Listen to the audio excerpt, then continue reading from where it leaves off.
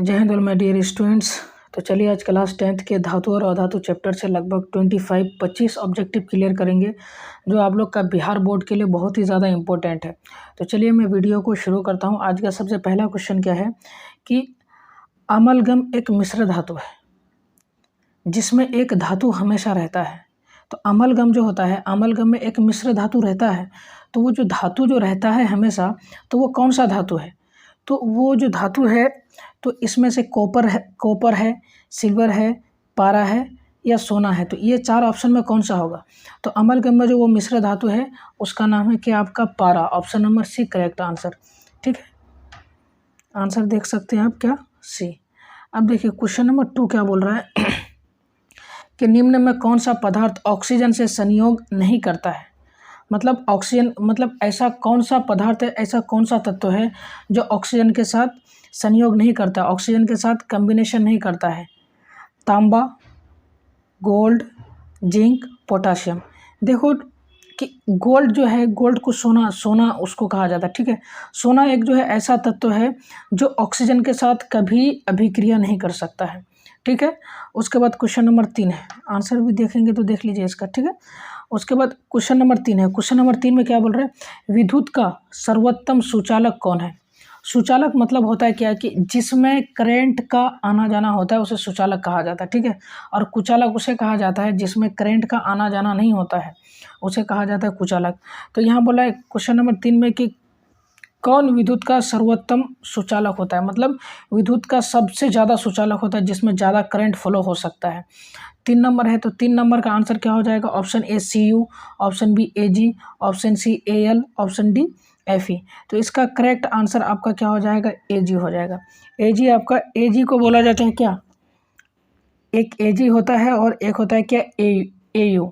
तो Ag को आपको, चांदी को बोला जाता है Ag। चांदी का संकेत जो होता है वो Ag होता है। ठीक है, इसका आंसर देख लीजिए आप, Ag होगा। ठीक है, उसके बाद क्या बोलता है? बॉक्साइट। इसको देखिए थोड़ा, इसमें क्या बोल रहा है कि बॉक्साइट निम्नलिखित में किस धातु का मुख्य अयस्क है?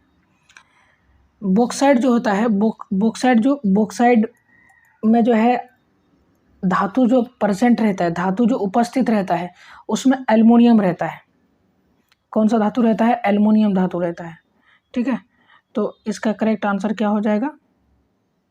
एल्युमिनियम है कहीं पे? हाँ, option number D correct answer हो जाएगा। उसके बाद 5 नंबर के में क्या बोल रहा है कि निम्नलिखित में कौन उपधातु है? मतलब Fe धातु है, Cu धातु है, Ni धातु है और ऑप्शन नंबर डी जो है अवधातु है। ये Sb है।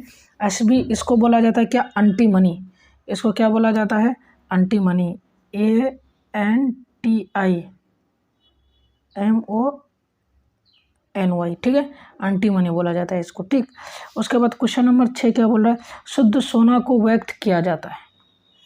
देखिए शुद्ध सोना जो है आपका वो व्यक्त किया जाता है, वो 24 कैरेट होता है। ठीक है, शुद्ध सोना जो है 24 कैरेट का होता है। सोना में कभी हम लोग क्या करते हैं कि माला वगैरह कुछ भी अगर सामान बनाते हैं सोना चांदी का, तो उसमें शुद्ध सोना बहुत कम रहता है। बहुत कम स्थिति में जो है शुद्ध सोना का प्रयोग किया जाता है। सोना को जो है, शुद्ध सोना आपका 24 कैरेट का होता है। और कोई भी चीज़ अगर हम लोग बनाते हैं तो उसमें 2 कैरेट का कुछ और चीज़ मिला दिया, तो जिससे जो है हम लोग कोई सामान बनाते हैं। मगर याद रखिएगा कि शुद्ध सोना जो है 24 कैरेट का होता है। ठीक है, 24 कैरेट का होता है। अब 7 नंबर है। 7 नंबर में क्या बोल रहा है कि पीतल एक है। पीतल एक धातु है, अवधातु है, मिश्र धातु है, उपधातु है। तो पीतल जो होता है ना, पीतल एक मिश्र धातु है।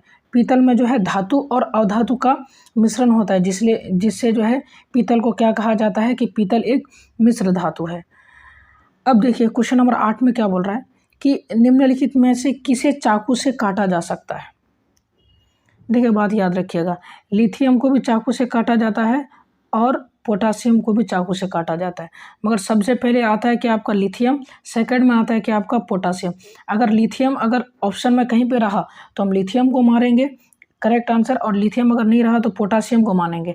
और ये दोनों अगर रहा, लिथियम भी रहा और पोटासियम भी रहा, तो हम सबसे पहले किसको करेक्ट आंसर मानेंगे? लिथियम को मानेंगे। ठीक है, तो वही चीज़ इसमें बोल रहा है क्या कि निम्नलिखित में से किसे चाकू से आसानी से काटा जा सकता है? तो उसका ऑप्शन हो जाएगा क्या? Option number A, lithium, correct answer. ठीक, उसके बाद क्वेश्चन नंबर 9 क्या बोल रहा है कि निम्नलिखित में कौन आयनिक यौगिक है? आयनिक यौगिक मतलब होता है क्या कि वैसा यौगिक जो आयन का आदान प्रदान से बनता है। ठीक है, जैसे आपका CaCl2 अगर बनता है तो Cl के ऊपर +2 चार्ज और क्लोरीन के ऊपर -1 चार्ज, तो एक क्लोरीन का 1 माइनस और 2 क्लोरीन का कितना हो जाएगा? 2 क्लोरीन का 2 माइनस हो जाएगा। ये इसका प्लस आयन और इसका माइनस आयन दोनों आपस में मिलेगा, तो ये दोनों आयन का आदान प्रदान होगा, तब जाकर के एक क्या बनेगा? आयनिक यौगिक बनेगा। तो इसमें जो है आपका आयनिक यौगिक कौन है? CaCl2 हो जाएगा। इसका जो है ऑप्शन सी करेक्ट आंसर होगा। और CH4 जो है, ये CH4 जो है सहसंयोजक बंधन से बना हुआ होता है। ठीक है, अब देखिए क्वेश्चन नंबर 10 में क्या बोल रहा है कि निम्नलिखित में से कौन अधातु है? ठीक है, तो आप लोग तो जानते हैं कि कार्बन एक क्या है? अधातु है। आयरन हो गया, एल्युमिनियम हो गया, Au हो गया, ये तीनों जो है आपका क्या है? धातु है।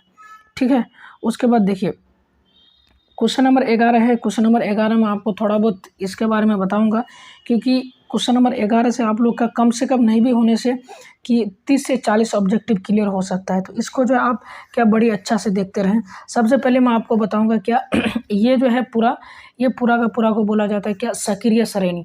देखिए इससे बीच में लिखा हुआ एक जगह क्या? हाइड्रोजन से ऊपर। तो देखिए हाइड्रोजन से ऊपर जो है एलिमेंट है वो लिथियम है, पोटासियम है, बेरियम है, स्ट्रोंटियम है, कैल्शियम है, सोडियम है, मैग्नीशियम है, एल्युमिनियम है और क्या है?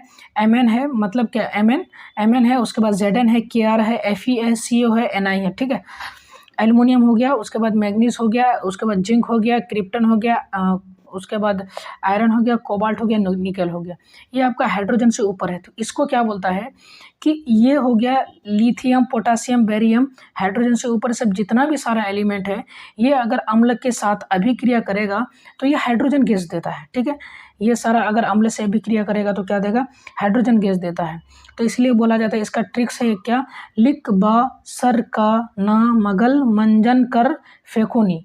उसके बाद नीचे आइएगा तो हाइड्रोजन सन पब चापा, CuAPA। ठीक है, चापा। ठीक, अभी हाइड्रोजन से ऊपर वाला अगर अम्ल के साथ अभिक्रिया करता है तो वो कौन सा गैस देता है?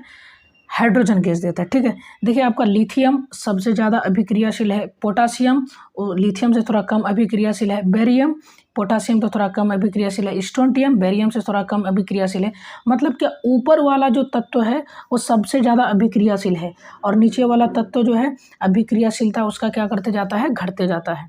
और नीचे वाला जो तत्व है, नीचे वाला तत्व का अभिक्रियाशीलता क्या है? बहुत कम है।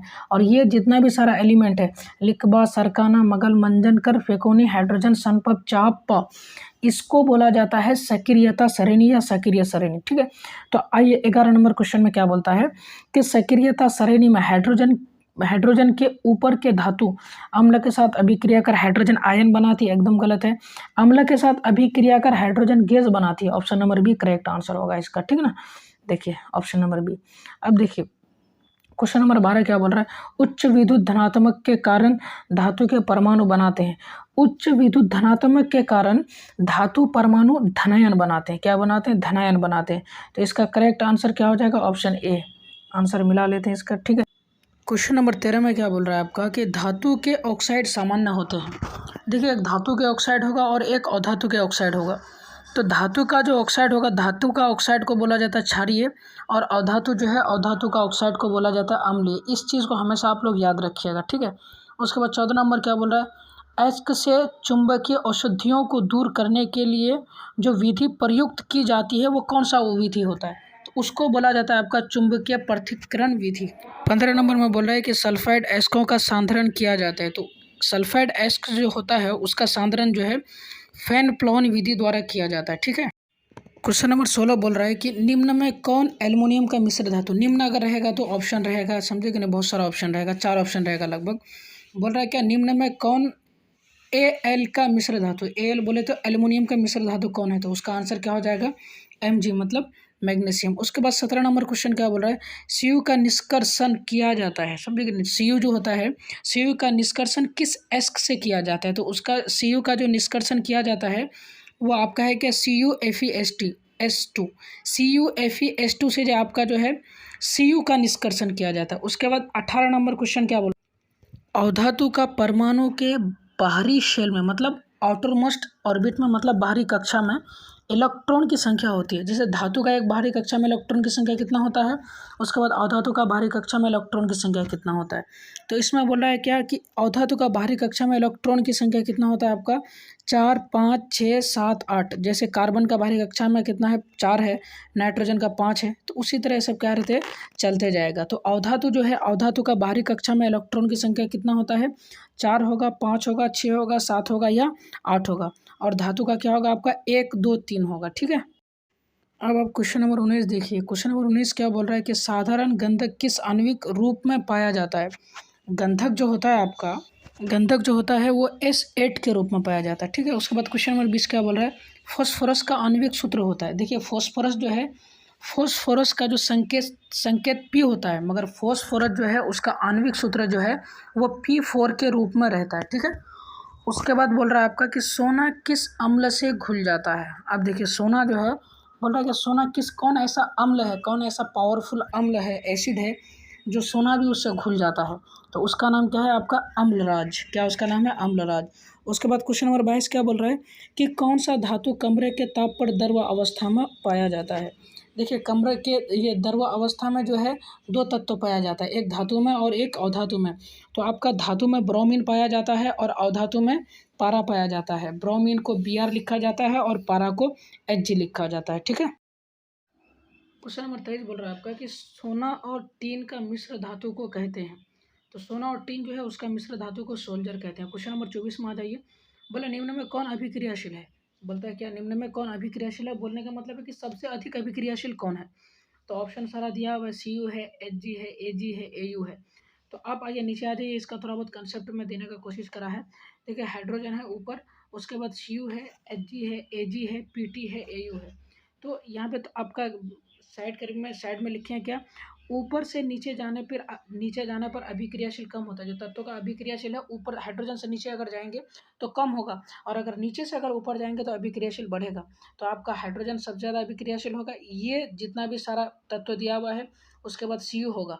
तो अब बताइए 24 में किसका आंसर सही होगा। तो ऑप्शन नंबर 1 करेक्ट आंसर होगा। ठीक है, तो निम्न में सबसे अधिक अभिक्रियाशील है कौन, ये सब है। ठीक है, ये सब में कौन है, Cu है।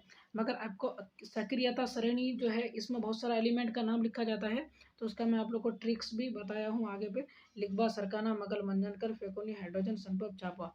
तो मैं इस वीडियो को यहीं पे ख़त्म करता हूँ। तब तक के लिए बाय बाय।